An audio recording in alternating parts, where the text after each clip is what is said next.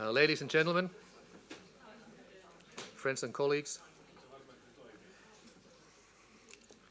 welcome to the Europe House in Helsinki.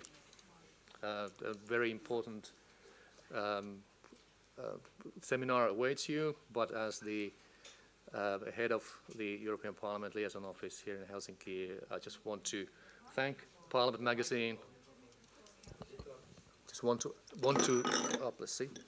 I just want to thank Parliament Magazine and the European Movement International for suggesting this seminar to be organized in cooperation with our office.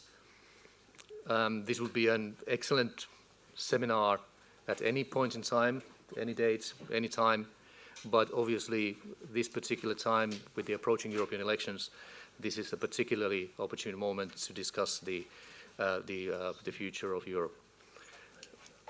On the 26th of April, in a little bit more than 1 month, European Parliament will have the last day of its last legislative plenary for this term, and we can say that it has been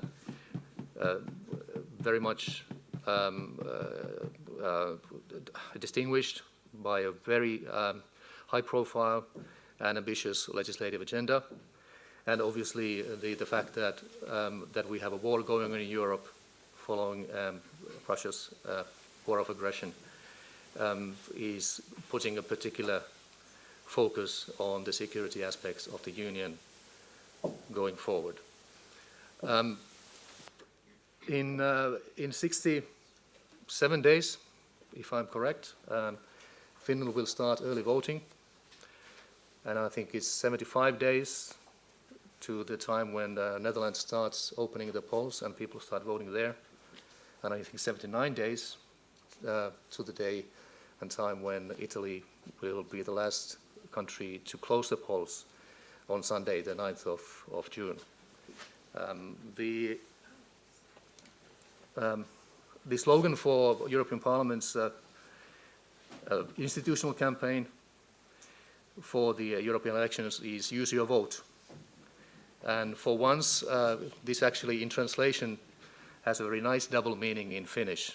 Translations usually are not very good in this kind of institutional context, but "use your vote," käytä ääntäsi, it means in Finnish both use your voice and use your vote.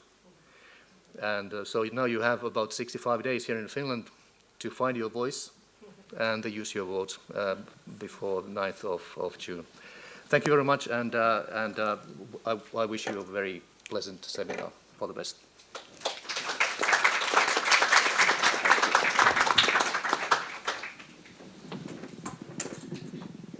Good afternoon. My name is Christopher Alessi, and I'm the editor of the Parliament Magazine. And I thank you for joining us all here in Helsinki today for the Finnish edition of our series, Road to the European Elections, which is co-organized by the Parliament Magazine and the European Movement International, along with the kind support of the European Parliament Liaison Office in Finland. As European elections fast approach, the upcoming months will force EU lawmakers to wrestle with a host of key policy decisions. Chief among them is the issue of European security and defense, which is expected to be a top part of the agenda for the new mandate. And the key question that looms is whether and how the European Union can enhance its security and defense capabilities and play a bigger role within NATO amid a raft of international threats. We'll unpack that question today during 2 panel discussions.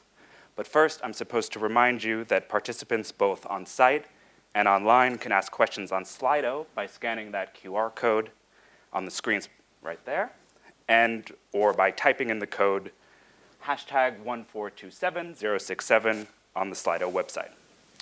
So without further ado, allow me to introduce our speakers joining us for today for the first panel, the Future of European Security and Defense Policy. And forgive me in advance if I butcher any names. But we have here Jonas Sederlöf, who is a policy officer for the European Commission's Directorate General for Defense, Industry and Space. Then Tytti, Tuppurainen, a member of the Finnish Parliament and former Minister of European Affairs. Juha Jokela, Program Director at the Finnish Institute of International Affairs, Aku Aarva, Board Member at European Movement International, and last but not least, Sirpa Pietikäinen, who is a member of the European Parliament and sits on the Economics Committee. But before delving into the debate, I'd like to welcome Maria Blässar, head of the delegation for the Representation Office of the European Commission in Finland, who will provide an overview of the recently announced and unprecedented European Defence Industrial Strategy. Welcome, Maria.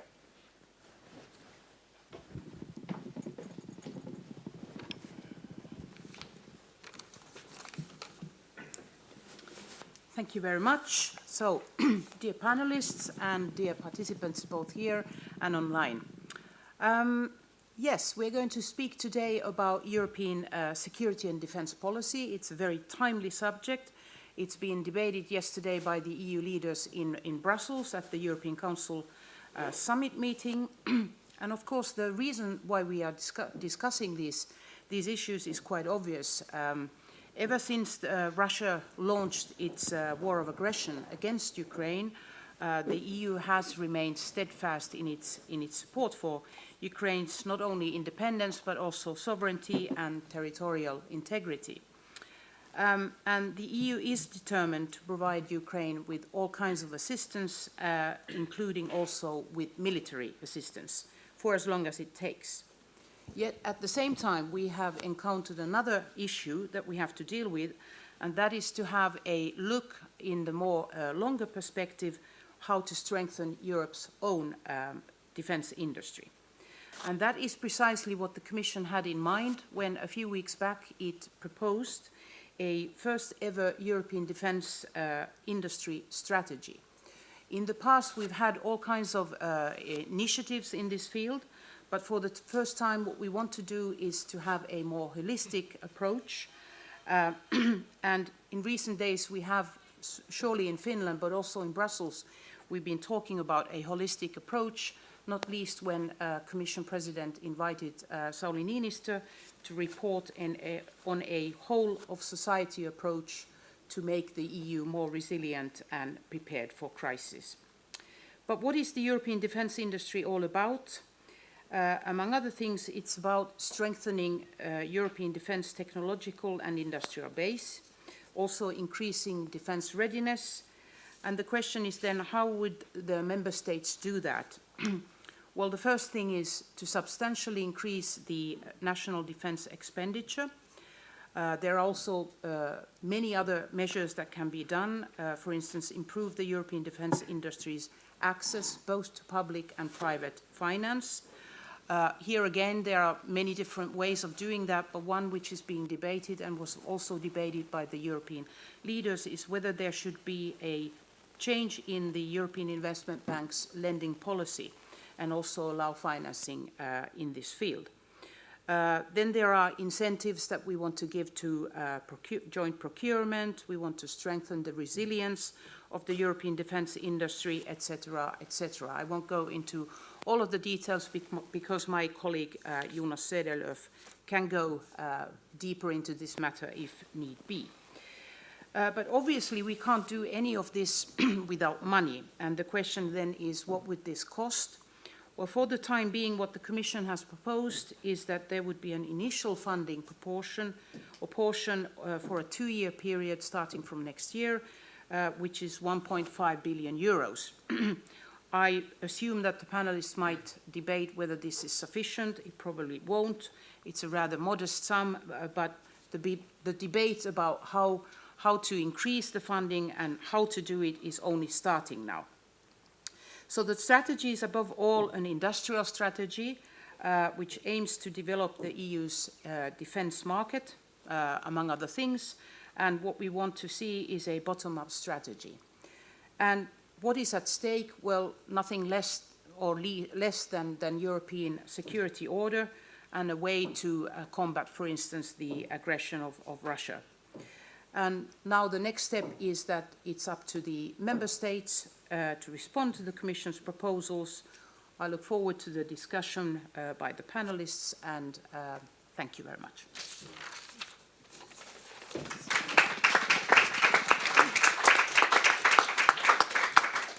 Thank you, Maria, for that very helpful overview. As has been noted, the defense strategy comes as Russia's war of aggression rages in Ukraine and as Putin's tactics and rhetoric grow increasingly belligerent. It also comes amid a growing current of isolationism in the United States, the traditional guarantor of European security. As a result, it's perhaps never been more important for the EU to strengthen its own defense and security capabilities. So I'd like to ask each of you, given the overview we just heard, to weigh in on whether and how this new industrial strategy sets the EU up for taking greater control of its own security, and whether the strategy allows the EU to plug its defense capacity gaps. Jonas, would you mind beginning? Thank you for giving me the opportunity to kick this off, and my beginning will be very short, of course, because thank you, Maria, that was a very comprehensive overview of the defense industry strategy. And Maria already kind of pointed out, no, this is not enough. We all know this is not enough. But then again, looking at where we come from, it's still unprecedented and unheard of the manner in which we, from an institutional European approach, support this. Having said that, we still adhere to rules and regulations and indeed also fundamental principles. So although we speak, just as a reminder here, although we speak of a lot of money or funds and weapons, at no point is any of the other institutions, I mean the Commission is never going to procure weapons. That's not something that's going to happen here. So it's all the time, it's support to the member states and how they perform this. But we all know this is not enough.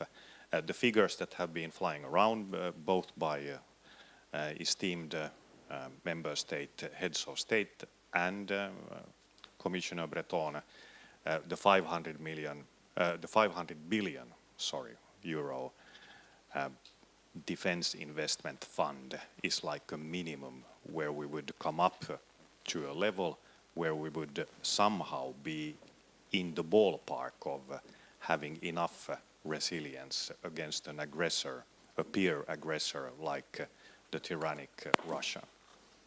So that's where we are. 500 billion would be the start, and that would be to support the member states. Then we have Ukraine separately. Now, I don't want to exhaust all the air here in the room, and I would be happy to give forward, but this is just to point out the magnitude where we are. But still, 1.5 billion, it's a good start. It's following on what we are currently doing. It will not save Ukraine. Thank you. Tytti, do you want to weigh in? I'd like to start by pointing out that the European Union is the greatest peace project in the world. It has received Nobel Peace Prize. And we have to keep that in mind, but also respond to current challenges. And there's an old Roman saying that if you want peace, prepare for war. Parabellum. So I find this initiative of European defense industrial strategy as very timely and needed. We need to speed up and ramp up our defense industrial production. And this initiative, it is a good start. I think it's not sufficient, but it's a good start. We have to also keep in mind that, especially when we come from Finland, we are a fresh NATO member state, that NATO is an organization of collective defense. It is the organization of deterrence. And EU is something else. And it has to be kept as something else. So these two entities in a perfect world would add to each other. And having also Sweden in NATO now brings these two institutions or organizations, if you like, closer to each other. It helps to complement each other and find added value. So NATO has its own task, and EU can also develop its own actions, having all the possible tools in the toolbox. Diplomacy, in particular, I would like to point out.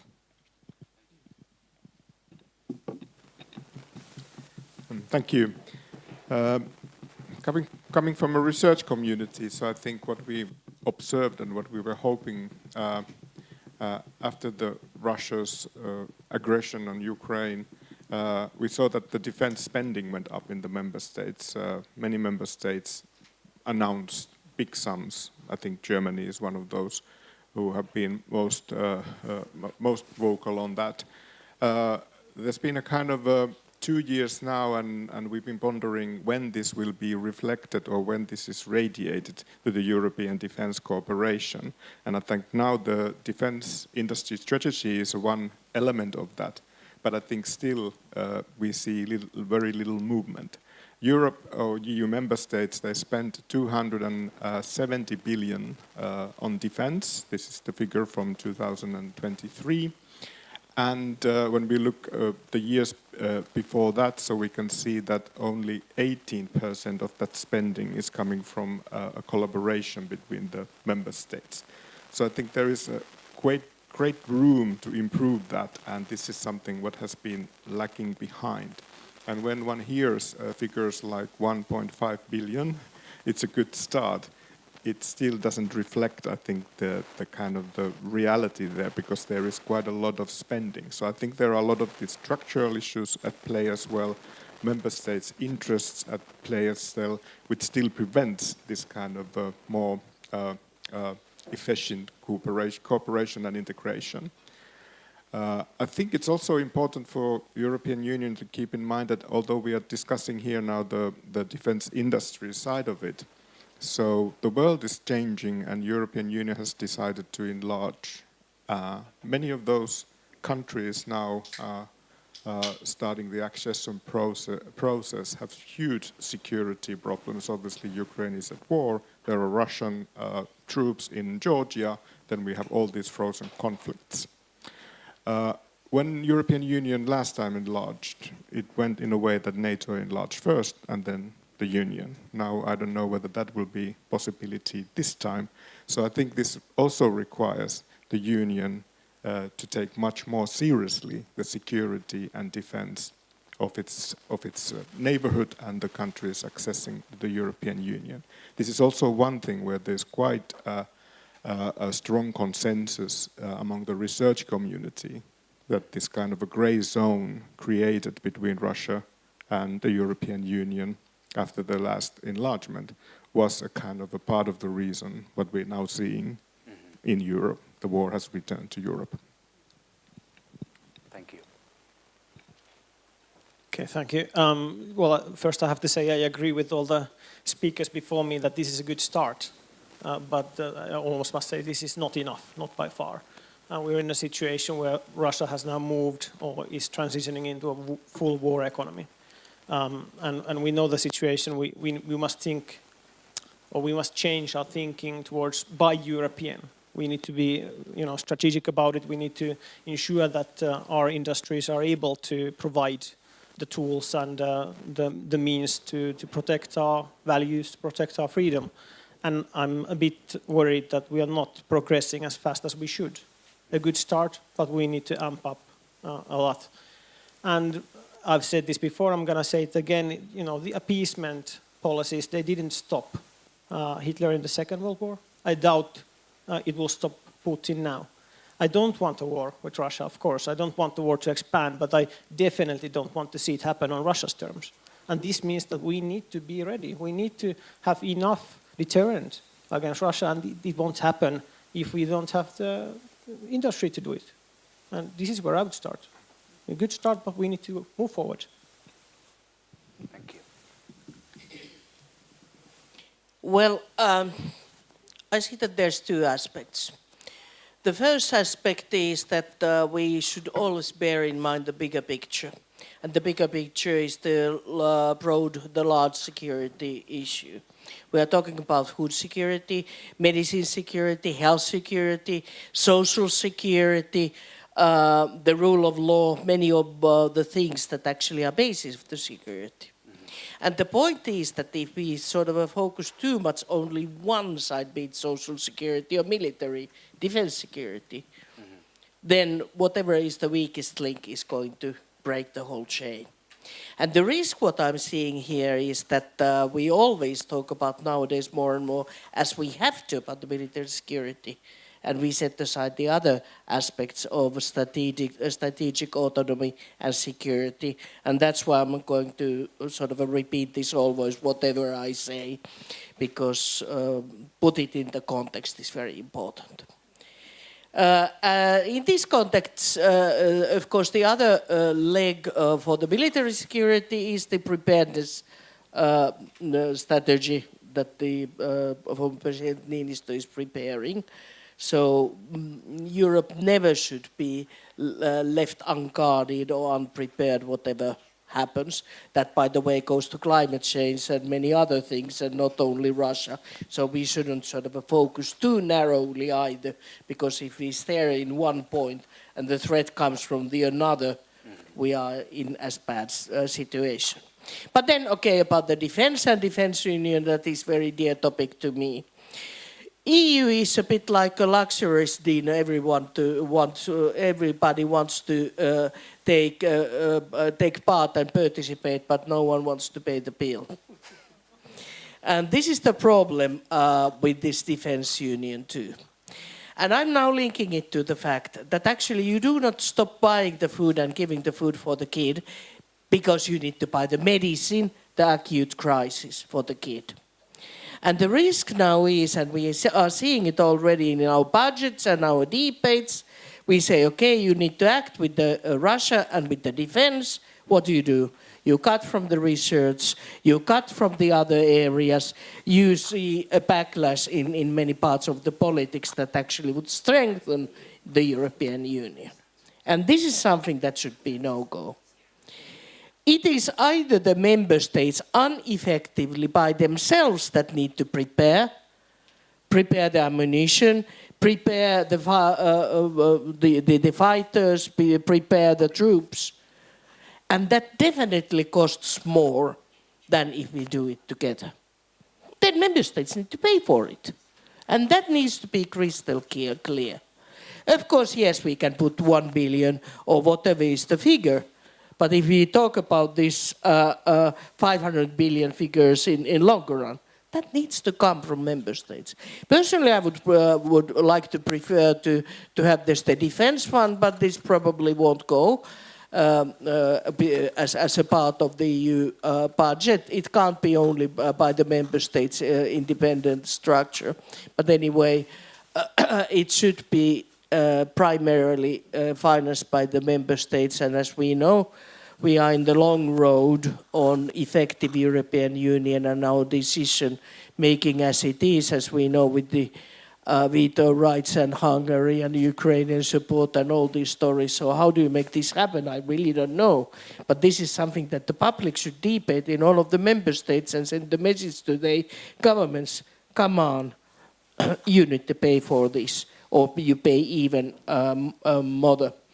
And then probably we talk about that, and I think we should talk much more about the efficacy. We would have one of the biggest armies in the world if we would have been united. It's far more cost effective if we would joint procure all our fighters, airplanes, ships, equipment for the troops. And we definitely need this kind of an Airbus initiative to develop high skill needed capacity. Otherwise, we would never have been sort of able to create a competitor for Boeing. And look what we are doing for fighters at the moment, for example. It's so sad story. So we are kicking in our own feet. Well, thank you. So broad agreement that it's a good start, but not nearly enough. I'd be remiss if I didn't ask you, Jonas, to weigh in on this topic of joint procurement. Is that a possibility? I'm supposed to have one here. Yeah. Can you hear me? Or okay. Not really. No? Okay. I'll project a bit more. Yeah, you need to roll with the chair more and look the same way. Yeah. Okay. Thank you. That was straight pass to me, very appreciative. This is, of course, one of our favorite themes over at our side, and there is, of course, some paperwork also to support the claim that when you pool the demand, you achieve efficiencies and effectiveness and efficacy, I think you said. And then you would also pool the supply. But we need to have in mind two principles here. The economy of scale is something that people over at industrial management and production economy have heard more than once. But it's a term used or coined by the producer. It's not the one who is buying that benefits typically from economy of scale. It's usually the one who produces, and that's where it stems from. But we need to see that still as what it is. And there is something there, and we have shown and we have clear evidence that it has also an impact for the ones who are buying. So pooling of supply, pooling of demand has fundamentally an effect. But I would say that even more than only on the price, the bigger impact is on the security of supply. And here I again look at Sirpa, because that was a fundamental point. It's a really a base of the preparedness union that Finland is advocating with a good effort, I think, and we wish that will continue. But security of supply, for that you need a pooled demand, because only through that the smaller member states can be certain of having access to critical material. And that's really, you cannot even put a price on it. So that's something that I would like to underline. And that's in fact one of the main efforts we are pushing forward here in the new program. You may say that the 1.5 billion, it leans a lot of what is already out there, but the security of supply aspect of it is something I would like to highlight, and it's a new entry here. Whole of society approach, indeed, we are not just focusing on the defense side, but one could only agree to it and remind us of the difference between EU and NATO. NATO is also very resilience approaching organization, but when NATO speaks of resilience, it's resilience for the military. But when we speak of resilience, we speak of resilience for all, including the military. So happy to support NATO, that's what we like to say. I wanted to actually jump off that because Tytti had drawn the distinction between NATO and the EU. And I'm curious to hear your thoughts on, given recent NATO expansion, including, of course, Finland and Sweden now, what role the EU should play in that security alliance, especially given that it's been so long dominated by the US? Well, first of all, it's actually striking what happened after Russia invaded Ukraine. It was self-destructive for Putin. The consequences were totally different than what he expected. He wanted to create spheres of interest and, of course, invade Ukraine, but what he got was enlargement of NATO and other things, including Denmark giving up its opt-out in European defense policies and so on. So what he achieved is actually an amazing unity of the whole West and especially of the European Union. And no matter how much doubt there has been, and of course there has been a lot of problems as well, we have been able to remain united. And that is also what matters when it comes to the United States and our message to the White House and the House in the States, that we have to remain united. And by showing our example, we could perhaps encourage the United States Congress also to make decisions and resolve and stay steadfast in its support for Ukraine. Now, NATO and EU, as I said, they are different, but I believe the EU and Europe as such, we have all the reason to strengthen our capabilities also when it comes to defense and security. All the reasons, for our own sake. We need to do that because we have seen what Russia is able to do. It's the war in Europe, as Juha pointed out. It's a devastating idea to think that there's an imperialistic authoritarian regime that is waging war in Europe. We have to take that seriously and develop our own capabilities. And that is actually what the United States expects from us. Many people see that the United States might somehow be jealous if we would develop our own capabilities, but that's not the case. If we look at what are the messages of President Trump or Biden administration, they both are saying it's a bipartisan message that we have to do our homework here in the EU. So for our own sake, we need to invest in our capabilities, and for the United States, we have to do that. And that would be the favor to our citizens, because we have to contain Russia, as Aku rightly said. I also don't believe that appeasement works. Unfortunately, it does not work. Russia's intentions are clearly outspoken. Putin has said it many times, and he has kept on threatening us with nuclear weapons and so on. We have to take that seriously and develop our own capabilities and remain united and show that will also prevail. Juha, would you like to weigh in on EU's role in NATO? Yes. Maybe I continue where Tytti left it, and the kind of the I think there's a clear role for the European defence industrial strategy also to support NATO's capability developments. And this is also something where things changed maybe already 10 years ago. The talk from Washington, the worries about the duplication between EU and NATO, they withered away. But surprisingly, they came back during Trump administration in one of the Munich security conferences, and we were pondering why did they came back. And I think then it started to look like that the European defense cooperation is actually leading somewhere. Germany and France were very much on the opinion that if we spend more, we buy European. And then the Americans find it a little bit difficult to digest in a way that Europeans don't buy any more American. And I think this is something what might come again to the discussion when these plans are developing further. And of course, it's a big debate then, and there are big interest at stake. But then I think also when you look at the EU and NATO, I think of course there is huge differences, and many of those have been already pointed out here. I think the most important one is the resilience side and the comprehensive security, what has mentioned. So obviously NATO and EU, they support each other's in that sphere. NATO doesn't have a European Parliament or Council which can legislate on resilience, how to safeguard, guarantee critical infrastructure or build societal resilience and so forth. EU can do that. And of course many of the policy fields of the EU are very, very important here.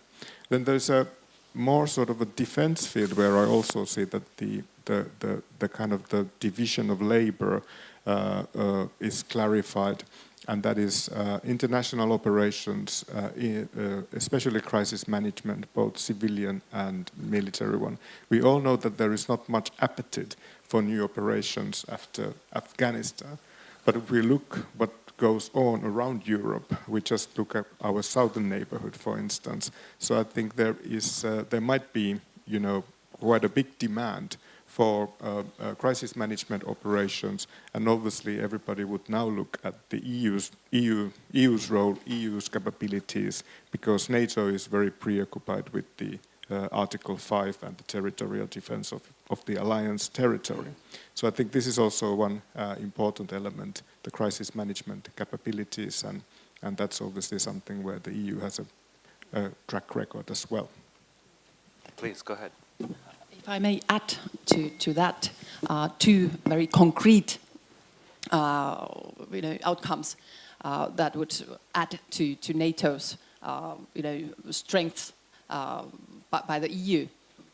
One concrete example is the military mobility. We definitely need more investment in our infrastructure when it comes to military mobility, and NATO is not in place to implement that, let alone to finance that. But the EU is an entity that could strive for better military mobility. I was observing the Steadfast Defender NATO exercise in the north, in the high north, and I saw it with my own eyes that there are great need of more investment in the military mobility. I think it would be a good idea for the new Commission to propose a military mobility directive in order to guide the member states in their investments to better enhance military mobility connections. The second issue is the European North, the high North, and I mean especially the Arctic. Now that Finland and Sweden are both in NATO and we are both in the European Union, that is a serious strength for both of the institutions, because for China and Russia in particular, the Arctic is one of their core strategic interests. And by having the Arctic nations, Finland and Sweden, in the EU and in NATO, that would be a big asset to us in order to safeguard the very critical sea lanes, the sea routes, the northern sea route, and also the critical infrastructure that we have in the high north in the Arctic. Tytti, you had talked about the fact that it's almost a bipartisan effort in terms of pressuring or encouraging Europe to do more in terms of defense spending.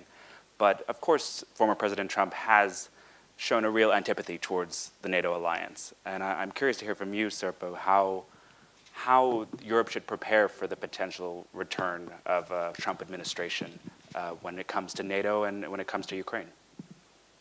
We have done it. We should have done it much earlier on. And you remember in those days we all were kids almost. We talked about the Western European Defence Union. So we know already for a long time what needs to happen, but somehow because of the political dilemmas we didn't do it. And I think Chancellor Merkel said it very well when Trump was elected on his first term, that Europe needs to take its fate on its own hands. And this is a very serious point.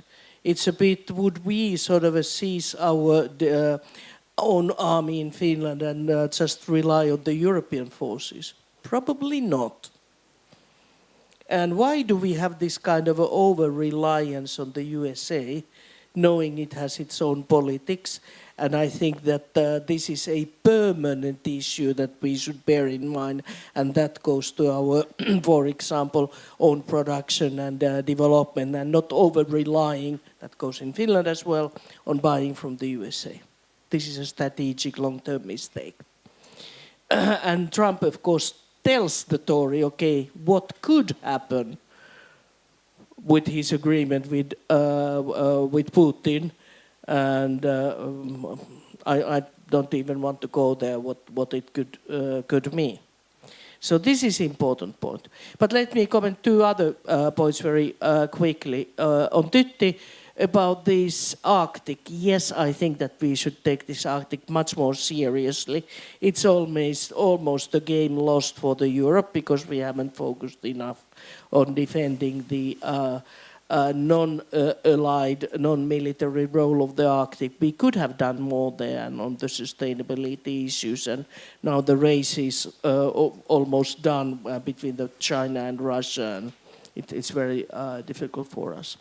Then about the military mobility, EU has a program on this. At least we should have a bigger program like the 10T. Your idea about the directive might be pretty useful. Certainly we would focus on it. And then on the exact question about the EU, our own defense and NATO, I think that there's so much unnecessary unclarity about it. The police is one force, and the army is one force. You do not send the army on Kuusamo hot dog kiosk booth if there's some guys fighting there. It just doesn't make any sense. Of course you need the police forces. And then again, if it is a local small issue, border issue, it is the national army. Mm-hmm. But then again, when it is a NATO conflict, it's worldwide escalating conflict with serious consequences. Think twice, should NATO by this time should have started a war with Russia in Ukraine? What about the Georgia? What about our borders? And don't you think that Russia knows this? So we are sort of naked sort of with our over-reliance on NATO on this. We need this, in quotes, police. This means the local level, regional level, European capacity to act and act soon as a deterrence, because NATO deterrence doesn't work, because everybody knows NATO is not going to attack Moscow, because what happens in bombing the Kyiv, as we have seen. And then that sort of underlines the deterrence and the capacity and the importance why we would need to have the European defense.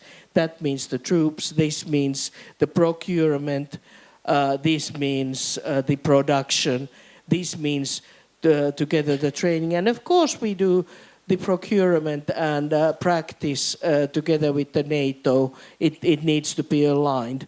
But the capacity to act needs to be in Europe. And yes, they are defense. And then the rest and the broader security is EU. And this is pretty clear if we just think it and communicate it very clearly. Thought you wanted to respond, it looked like. Yeah, sorry, Aku, for stealing your airtime here. No, it feels like one needs to start to sing here, or I mean the choir here.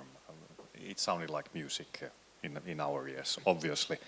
And just to underline and to continue on the point on military mobility, we would be interested to see how the Council would approach a potential military mobility directive, but we would certainly welcome a proposal like that. But just to inform us, I mean, indeed, military mobility is part of the 10T program, and because of the current situation, we upfronted all the money. So, in fact, military mobility funds are already used for this period because we upfronted everything. And should the member states agree to it, I'm sure we would push more into it. The military mobility requirements, they were NATO requirements, or they are NATO requirements, just to point out. So it's really one-to-one. We did not invent our own. And on the force structure and how we support, that's why it's so important that we support currently at least, and why not in the future, the member states' capabilities, because the member states are fundamentally the ones who are responsible for the security on their sovereign soils, even if they are NATO allies.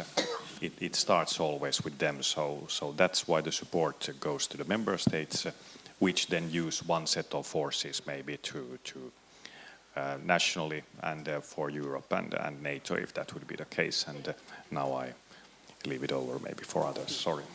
Thank you. Aku, would you like to weigh in on the NATO question?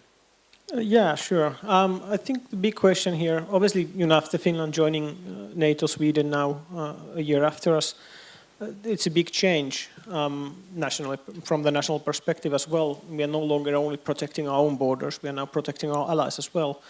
And I'm a bit worried with, is the situational awareness of what's going on in Europe the same in each country? Like, the motto of EU, united in diversity. Does this unity also cover defense and security? I don't believe it is the situation at the moment. And what can we do about this is a big topic, because we can have the programs, we can have the ideas, and we can have some money as well. But if we lack the ability to make decisions, like we can see that is concretely happening with the supports towards Ukraine, for example, where Mr. Orban is being a bit of a problem. And it's not just one country and one leader. It might be other countries and other leaders after the elections. So I think this is one of the key issues that we need to solve, is how can we see and how can we find a unified path forward with these defense and security matters. Please. I think it requires political leadership. If there's the will, there's the way, and I call for political leadership. We have to stay united and understand what is at stake. It is our European model of life, how we live, our rule of law, our democracy, our equality, our gender equality, and so on. But leadership is not enough. We also need structures, and therefore I firmly support the Commission President's idea of having a new portfolio in the next Commission. Defence Commissioner would be a great idea, a very needed idea, and also it means that we have to renew our council formations. We need to have a defence council, which is a sovereign council, not linked to the foreign policy council. So decision-making, structures and leadership. So does this also mean that now we are ready to move towards qualified majority decision-making? If you ask me, definitely. Excellent. Very briefly on the strategic cultures, I think this is of course one of the academic research topics as well, and I think this years of crisis and especially the Russian aggression, there's also been some developments. So some of the countries which are very far away from Russia, I'm referring to Spain for instance, in their public opinions they see Russia as #1 threat for Spanish national security. Portugal is highly active in supporting Ukraine and the EU action, NATO collaboration in that respect as well. So it's not just the eastern flank, there are also some developments going on. But then of course I think it's important to understand that of course different parts of Europe will have different kind of security interests and risks and they see threats differently. So then, of course, we come into this question that how to bring these together. I think there are good attempts. A strategic compass agreed by the European Union. There are a lot in there. Of course, NATO has a new strategic concept, which also brings in kind of a common perception. And of course, these processes needs to be strengthened. From a researcher's perspective, often these take place in a very high level. And the foreign security policy is something which is discussed behind the closed doors with certain experts and certain people. So, of course, this is also something that it should be sort of, should go down to the streets and events like this and other places where people can also discuss their views and worries about the security situation. So you wanted to respond? Indeed, and it goes a little bit into the diversity of the EU, while we still should be totally united, and going a little bit into the nitty-gritty. So what do we support in the defense industry strategy? And while we all know that it's best to do as a Europe as a whole approach, why does the program that's also proposed there make it possible to do in a combination of 2 or only 3 member states? What's this? Why aren't we requiring that it's always for EU 27? Well, it's exactly because of the fact that we have a little bit of a different geography, which is very much interlinked to our distance to Russia or the closest Chinese activities or then some other. And we have seen that that's the unity. We agree that we can be regionally different technically when we develop matters. And if there are commonalities, then the commonalities can be EU-wide. And indeed, there are certain capabilities that are broader than a single set of 3 member states, for example. Sirpa, please. I would like to continue a bit from Juha's point that we have a diverse security strategies and interest. I claim yes and no. It is a bit the same. We have very much different issues with agriculture. Still we have a common agricultural policy with a bit of tweaking when it is in Romania or in Finland. We actually do have the same biodiversity in different parts of the Europe, even though the vegetation of fauna is different and the application is different. And yes, we do have more forests in Finland and we need to act more here. But yes, then again, when it comes to climate change, the poles have more coal and it's harder for them. And still we are sort of moving together. And I think that we should move up to this point in defense too. If Europe is threat, if any one of us is threat, it's the threat of all of us.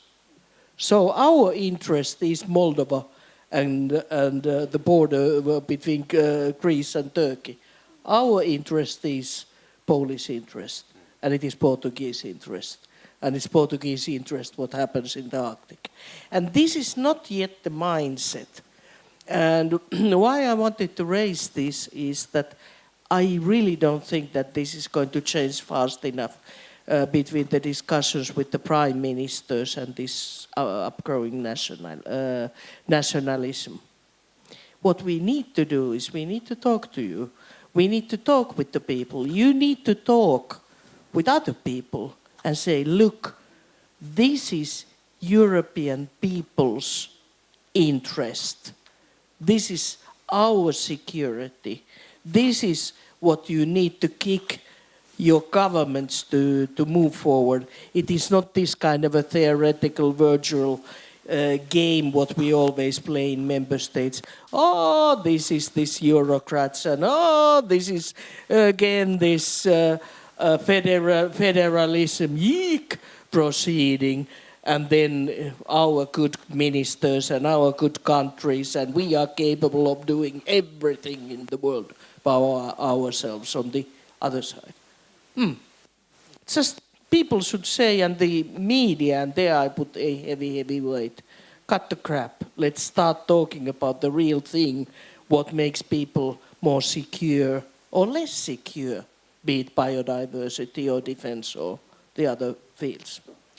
I think we... Sorry about getting a bit emotional. I'm glad. It's the word, Sirpa, the word is solidarity. We need European solidarity. Well, that sounds like a very good note to end on then. I think the idea of communicating the urgency to the European public has perhaps never been more important. So thank you to our esteemed group of panelists for this very thoughtful and thought-provoking discussion.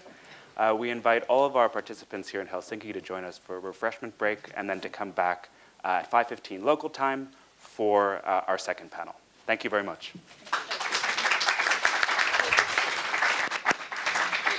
Thank you.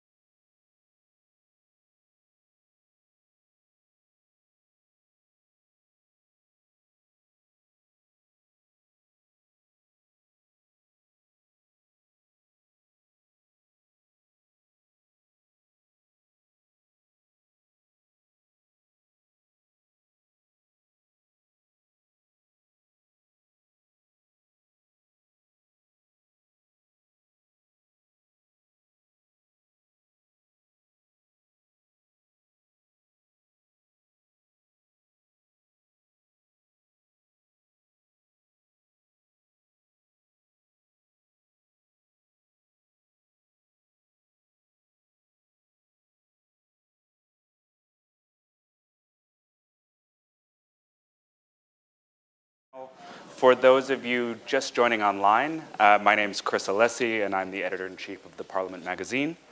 Thank you for joining us for this Finnish edition of our series, Road to the European Elections, which is co-organized by the Parliament magazine with the European Movement International, along with the kind support of the European Parliament Liaison Office here in Finland. Following our first panel of the day, The Future of European Security and Defense Policy, we're back for round two. And we have another impressive group of panelists here to join us for this one, a European Union fit for purpose. In short, we'll be asking what's next for the EU's defense framework as the bloc looks to expand its military capabilities and ready itself to confront a myriad of global threats, including, as discussed in the first panel, right at the border. I'd first like to introduce Heidi Hautala, who is a vice president of the European Parliament and has already informed me because she won't be running in the next elections, she can speak freely. So we'll look forward to that. Then we have Niels Torvalds, who is a member of parliament and sits on the budgetary committee. Toti Sivonen, who is the executive director of European Movement Finland. Tune Karelanian, who's a researcher at the Finnish Institute of International Affairs. And last but not least, Nini Nora, citizen ambassador from Finland on the Conference of the Future of Europe. I'd also like to remind participants both on site and online that you may ask questions on Slido by scanning that QR code or by typing in that hashtag number 1427067. For those that asked questions in the first panel, apologies, the device was apparently not connected to the internet. But we will be up and running for this one, so please do feel free to ask questions and we'll try to get to them before the end. So, following the unveiling of the new defense industrial strategy earlier this month, Commissioner Breton said that, quote, defense must remain a national responsibility and that the new strategy is, quote, not about changing treaties, it's about working together within the framework of existing treaties, end quote. So I'd like to put the question to each of you, how much should defense remain a national responsibility? And is building up the EU's military-industrial complex enough? Or are treaty changes required at the European level in order to strengthen the continent's defense capabilities? Heidi, I'd love it if you'd begin. Yeah, thank you very much, and thanks for the Parliament magazine for showing up here in Helsinki together with the European Movement International. Well, I think that we have many tools, as we have heard from the first panel, to build this military-industrial complex at European level. The instruments are being shaped and the financing is looked at very carefully now. I think we are taking a leap towards common procurement, common defense capabilities. But I still believe that, which was actually one of the messages of the previous panel, that by far most EU member states are also NATO member states. I think there are now just 4, Ireland, Austria, Cyprus and Malta, which are not. And there's always a consideration to their special status.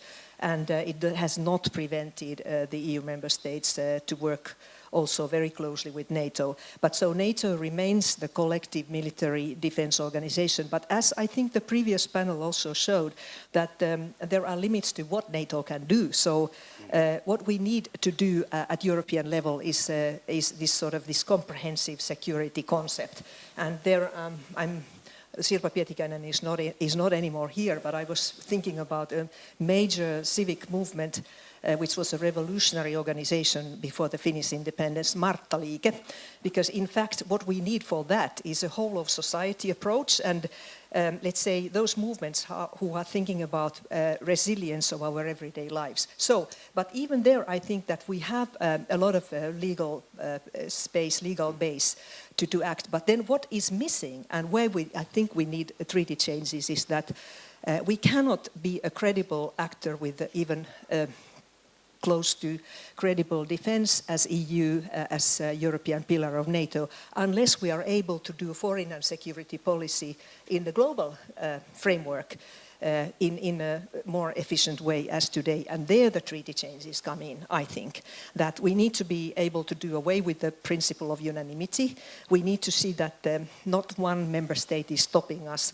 There's been some very uncomfortable moments, like when Hungary said that Actually, we have to take Patriarch Kirill out of the list of people sanctioned because of involvement in the Ukraine war. So this kind of thing should not happen anymore, and that's where we need treaty changes. And one last thing is that you remember when Ursula von der Leyen spoke about enlargement, the EU beyond 2030, she made it very clear that it cannot happen without major changes in EU decision-making, and that's certainly true. It was an interesting remark from the previous panel about the 2004 enlargement, that NATO enlargement did not take place then, but EU enlargement did. So now the question for us, I think, is also that what are we doing about the possibility to support Ukraine's membership, not only in the EU, but also in NATO? The same will go for Moldova. The next in line is Armenia, totally disillusioned with Russia. So we have big questions. Some treaty change is needed, but not exactly for the military-industrial complex, I would say. Okay, great. Thanks for starting us off. Niels, please. Oh, thank you. Well, I'll start by telling you a very well-kept secret. The secret is that politics is extremely opportunistic. If you had listened to the narrative in Finnish politics some 3 years ago, people would probably have spoken about the peace dividend. You remember the peace dividend? Almost every member state of the European Union actually cut down the expenditure on military. That was the peace dividend. There was actually one member state that didn't do it, and that happened to be Finland. Why? Not because politicians here would have been more intelligent than the rest of the bunch, but we had a sort of army leadership who had taken the responsibility already after 1944. So we have kept our resources on an acceptable level. The rest haven't done it. You probably remember what happened with the Dutch tanks. The Dutch tanks were actually sold to Finland for a cheap sum of euros because they thought, we don't need them anymore. What did the Germans do? They got rid of the conscription system. That was what the Swedes had done. So we had an immense illusion in Europe.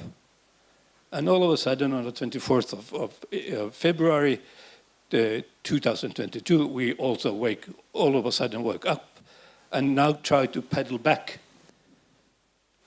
And my greatest fear is that when we are trying to find financing for the member states and their armies, those who got the peace dividend will get the money. And those who did what should be done, sort of Finland, the intelligent answer from the Commission will be, oh, you have everything in order, you don't need it.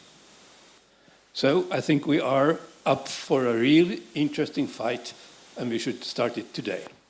And the future doesn't look too bright. We have a German election 24 and a French election 27. If both goes wrong, then we won't have very much of EU left to fight about. And then just last provocation under these circumstances, we actually don't have a leadership in the European Union. If anybody of you have the illusion that the different DGs are led by the commissioners, then it's high time to wake up, because that's not the case. We don't have leadership in the Commission.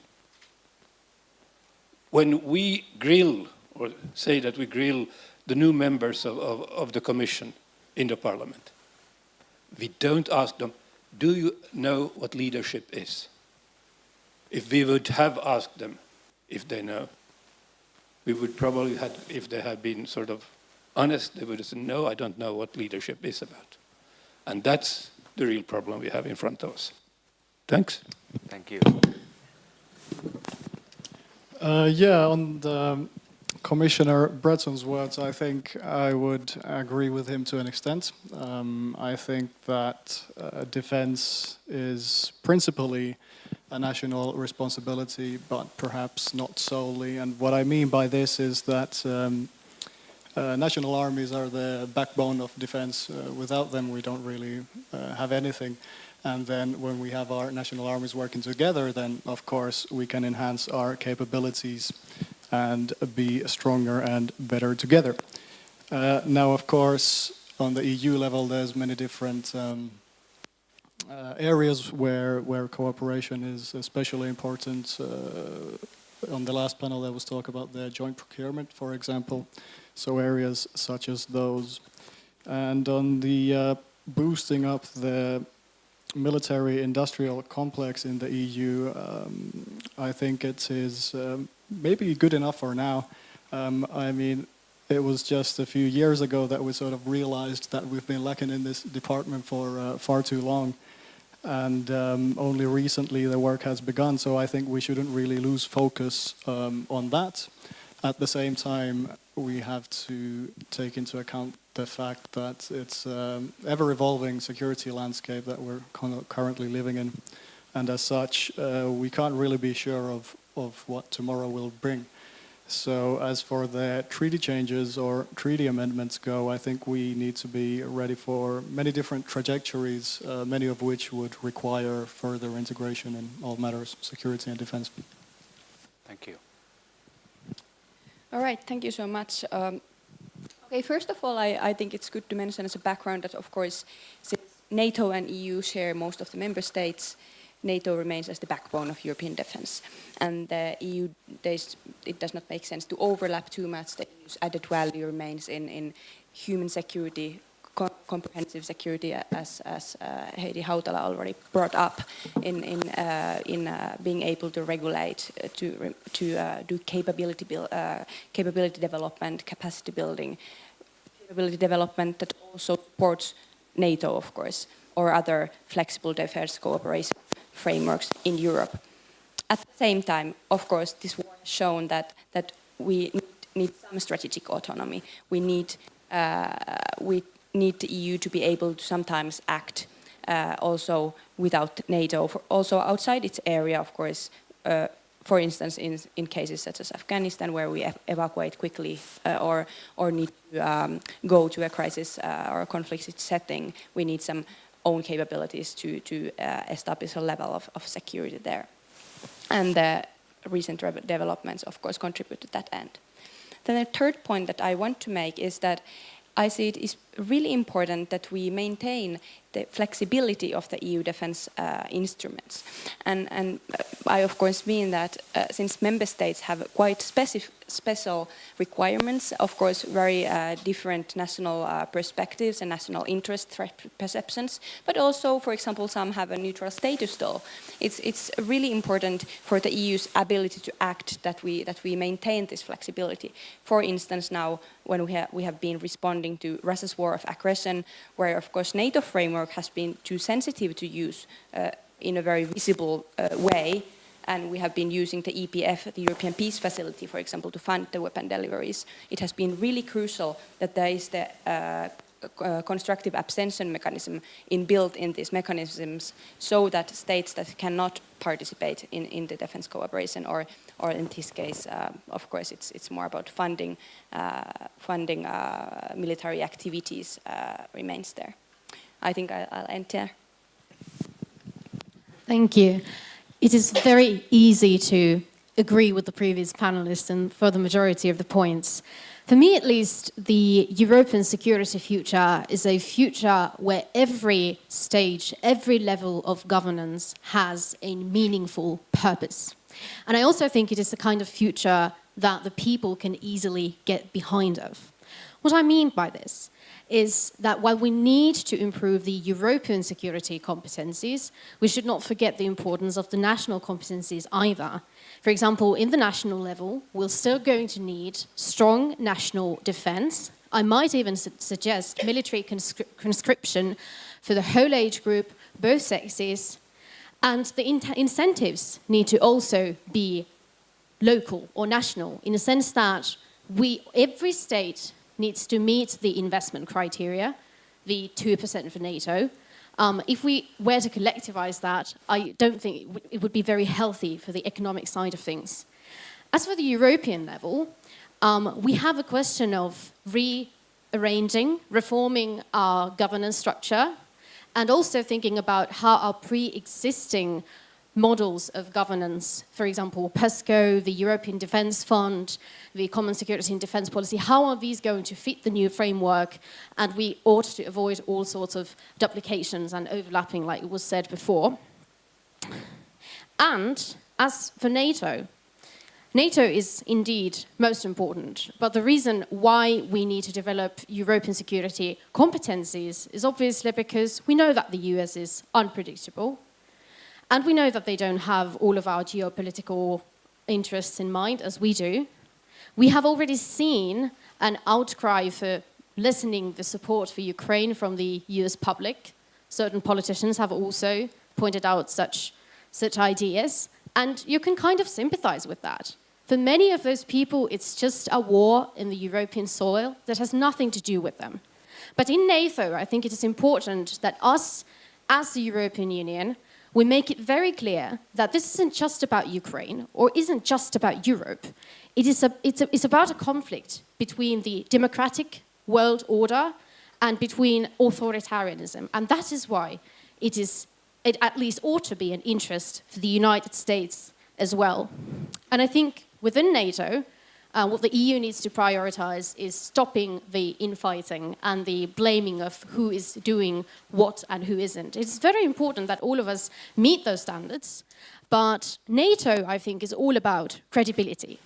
And if the United States and the European Union fail to come to a conclusion that feels fair and efficient for all of the parties involved, I think it is going to lessen our credibility.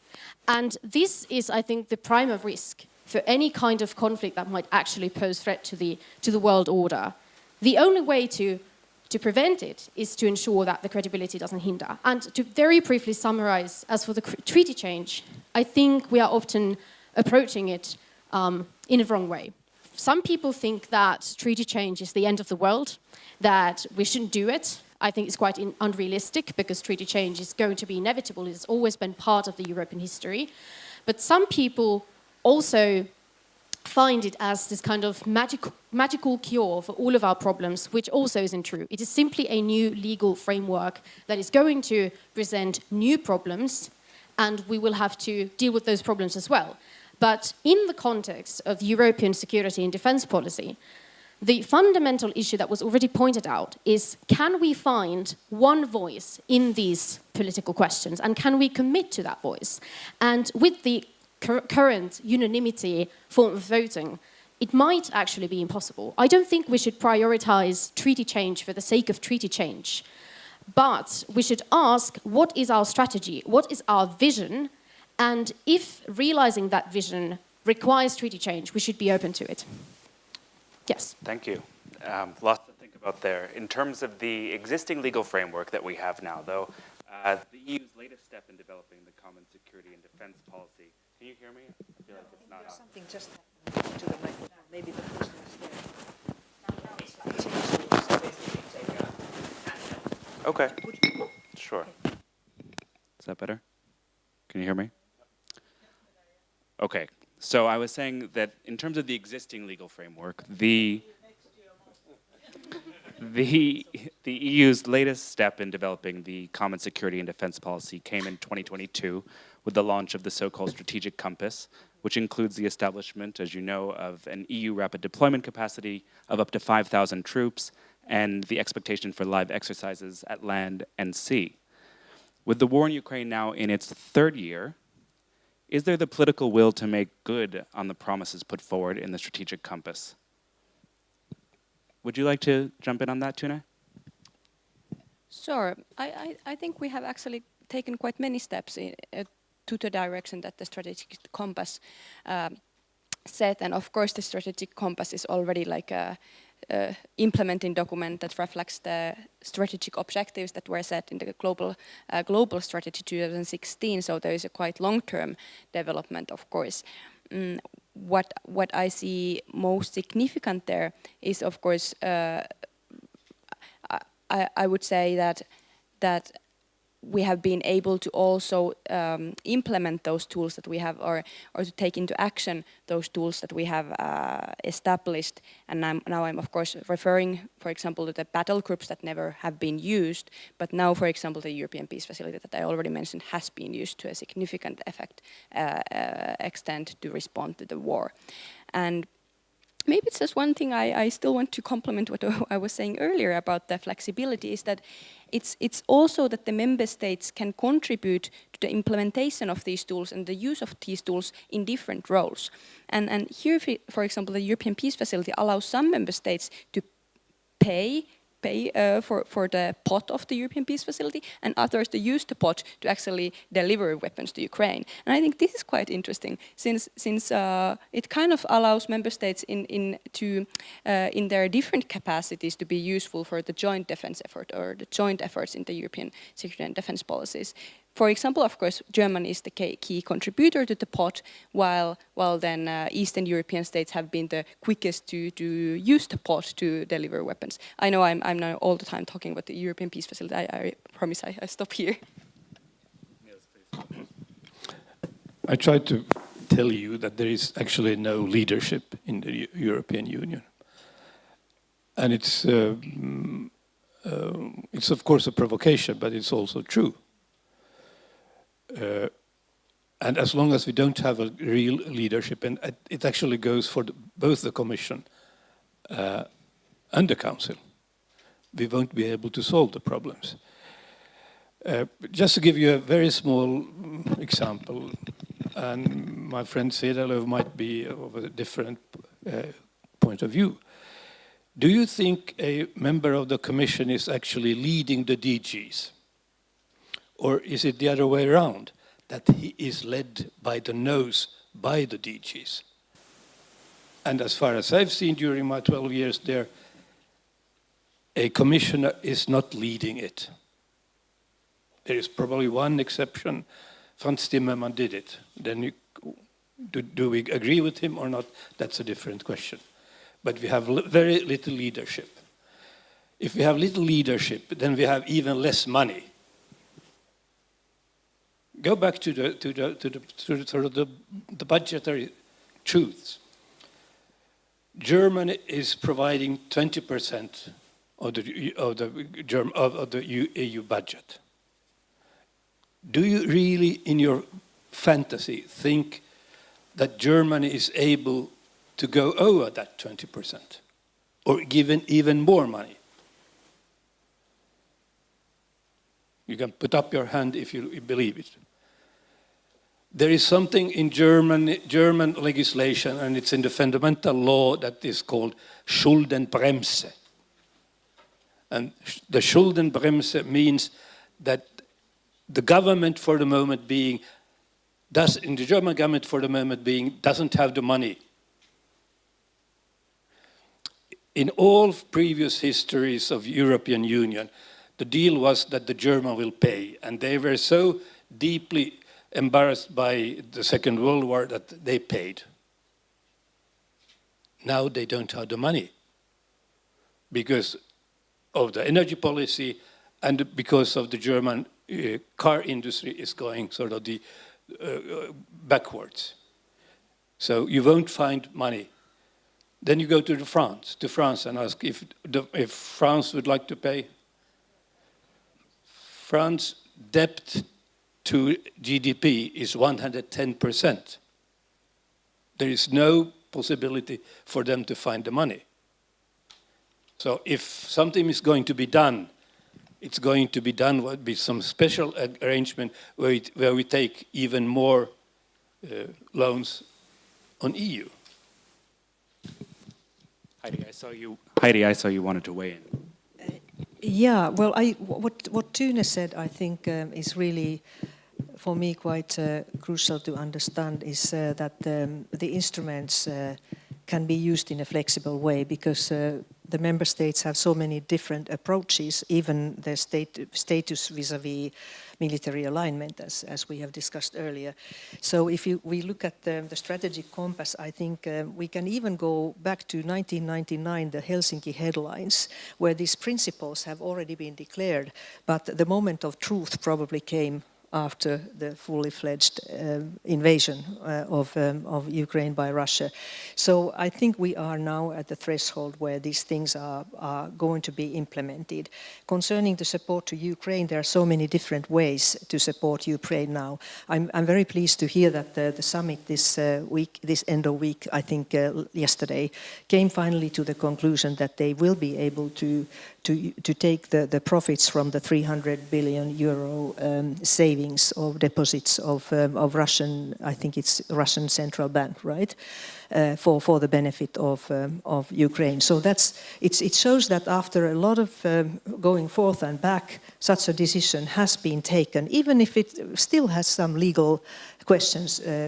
Could Russian Federation then challenge the European Union in front of an international court? It's not excluded, but the situation has so many risks that I'm glad that this decision now has been taken, and I understand that during the next 4 years that could release about 28 billion euros for supporting weapons to Ukraine. So that's one example of the creativity, and not everybody agreed to start with. Then there are other means. Now yesterday also what our heads of state discussed is that we need to change the statutes of the European Investment Bank so that it will not only be able to support projects, innovation, development of let's say, the military and defense side, but also perhaps to finance actual procurement and deposits, delivery of weapons.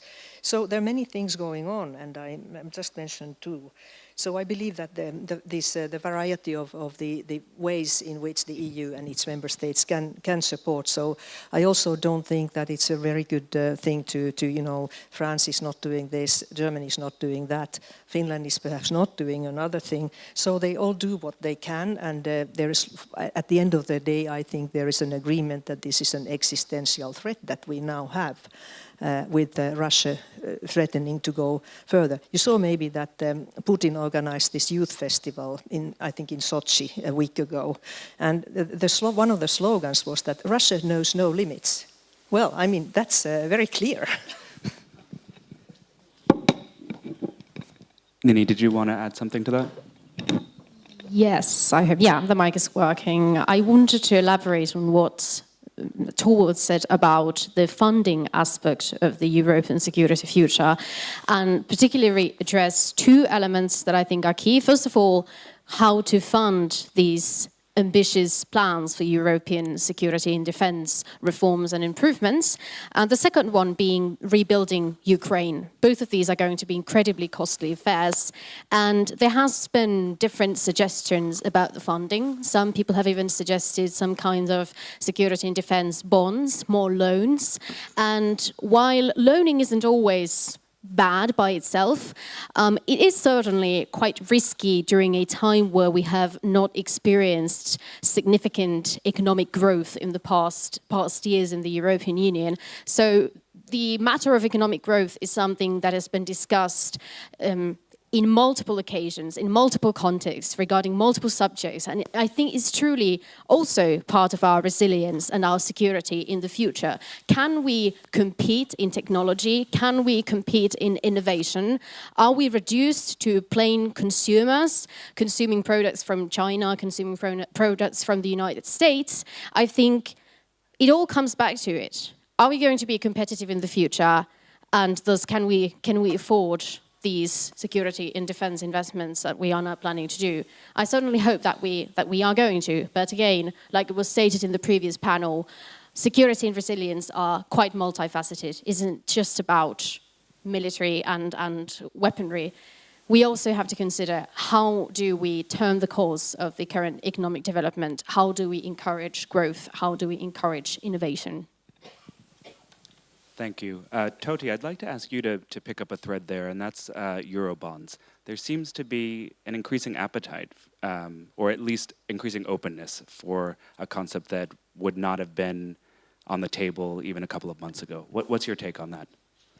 Well, from a Finnish perspective, I don't see it happening anytime soon. There's been a lot of talk about Eurobonds over the years, and usually the Finnish reaction towards these is pretty dry, I think I could say. But these are unprecedented times that we are living, so I think we do need to look into these new methods of financing our initiatives. And in this sense, I do see that Eurobonds could be one of the alternatives that we might take in that regard.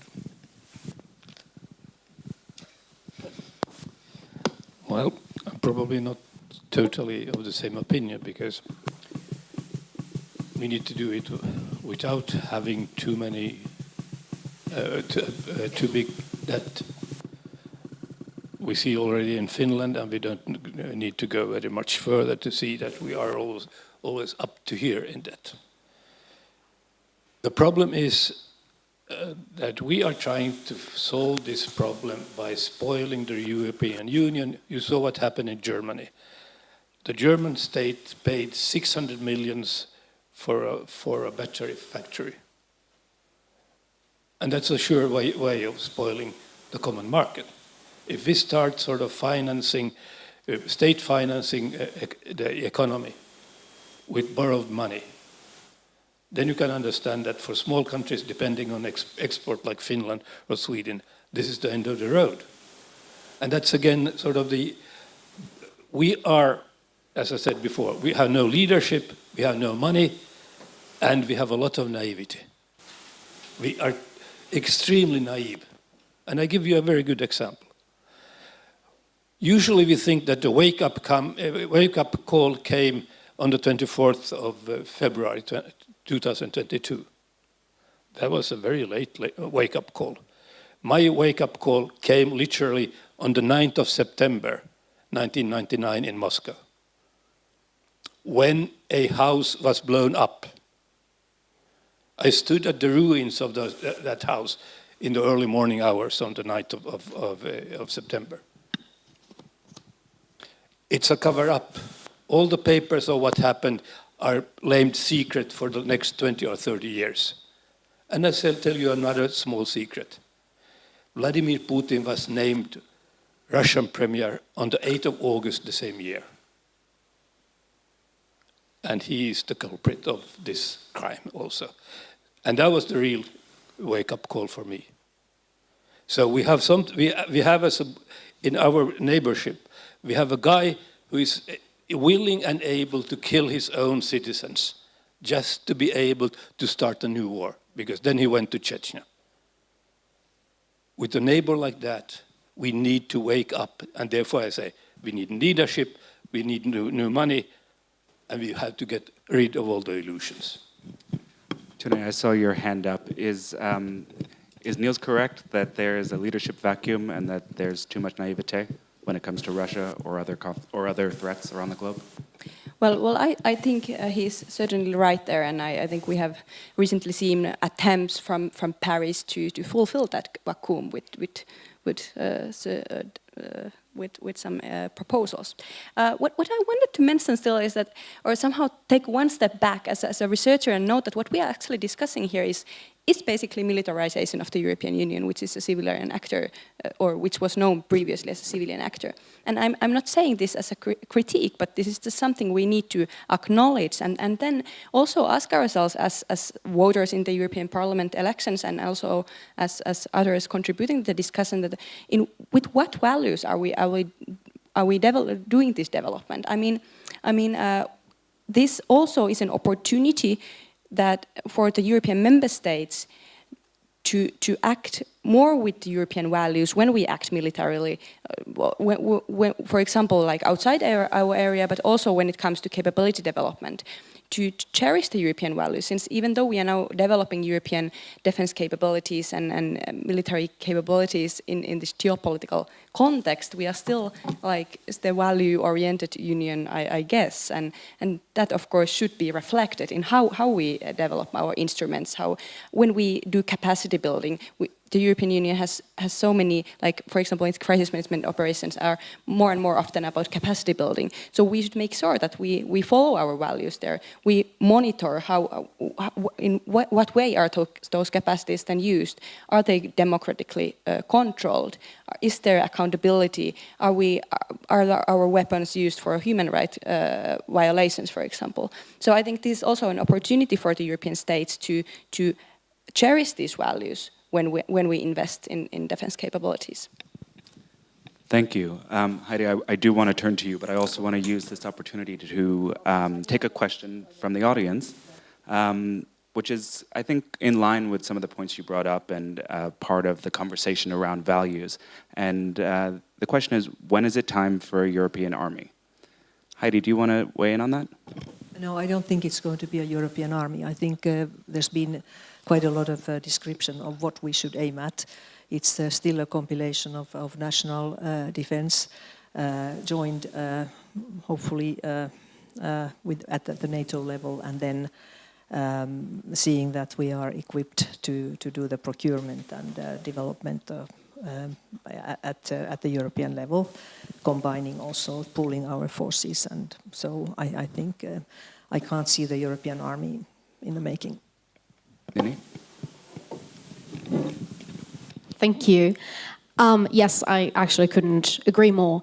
And this was an interesting concept that I encountered quite recently, that we ought to differentiate between the ideas of a EU army and the army of Europeans. We already have these said battle groups that Tytti was Tuna was referencing to, and like she also said, they are quite underutilized. So perhaps using this structure, we could come to some kind of a decision where both the national security competences are maintained, but we also have defense capacity in the European level. So, and I think it's also going to be more democratically feasible, because I think it would be very difficult to convince people of the European Union with very different histories, different cultures, different interpretations of conflicts to become completely reliant on a centralized military force. But this all comes down to the foundational question: can we find a united voice in foreign and security policy? Because as for now, thanks to the unanimity, we have not deployed those battle groups, not once, I think. So to discuss that first, are we ready to change this principle? Then I suppose we could, largen the question to consider also the possibility of an army or armies or enhanced battle groups of Europeans, but this would not come at the expense of national security defense competencies. Tytti, did you want to add anything to that? Yeah, I agree with the previous comments. I don't really see it being feasible to make up a European army anytime soon. I think it's going to rely on the national armies, as Heidi said, at least for the future that I can see. That's not to say that we can't cooperate within our national armies and enhance our capabilities that way, but I don't see a EU army being a reality anytime soon. I'm going to say something really shocking. No, Donald Trump was right on one thing when he said that the NATO member states have to step up to the requirements. Before they have done that, we actually can't speak about armies in the different member states. So the first thing NATO has to do is to ensure that every member state actually does what they have been obliged to do for about 30 years and have done so far. And saying that it took, during the last 30 years, they have been asked to do it and they haven't done it, that actually shows that it's not going to be very easy. to get to that level. But if we don't get to that level, then we don't have the national armies with capacities we're going to need. And then we have the second issue. How many member states are actually on the political level ready to say, yeah, we put boots on the ground? You remember, well, I think it was 10 days ago when a certain slightly emperor-like president of the French Republic said that he could think of putting boots on the ground. Oh, what happened? Everybody said, oh, no, no, no, no. So I don't think we are ready to think even in those terms. If we aren't ready to think in those terms, what the hell are we actually speaking about? Then we are speaking about daydreams. Well, I think the French president was actually right to put the question. And the answer he got was actually wrong. Well, let me put that question to the rest of the panel. What do you think of President Macron's comments about the possibility of either NATO or European boots on the ground in Ukraine? I don't want to waste too much time on it. I think Niels said it.